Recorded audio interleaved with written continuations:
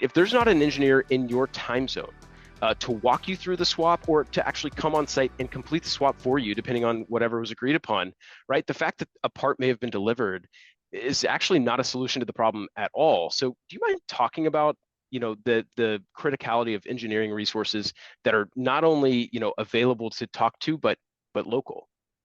Right. That's exactly it. It's, you want to know that the person that's picking up the phone and answering that call has the ability to troubleshoot and has that skill set. So having qualified engineers not only responding to the tickets, but then also showing up on site. So those smart hands, remote field engineering support is absolutely critical. Who's walking in that device, deinstalling the defective one and installing the replacement part. At Pivot, we ensure that we have 6 engineers at a minimum badged.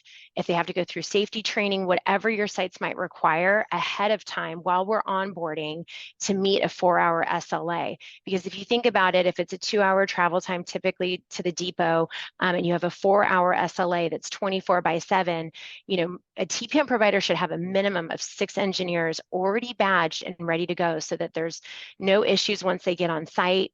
And here at Pivot, we take that very seriously. We've got some of the best qualified skilled engineers, both local language speaking and English speaking in case they need to engage with your NOC.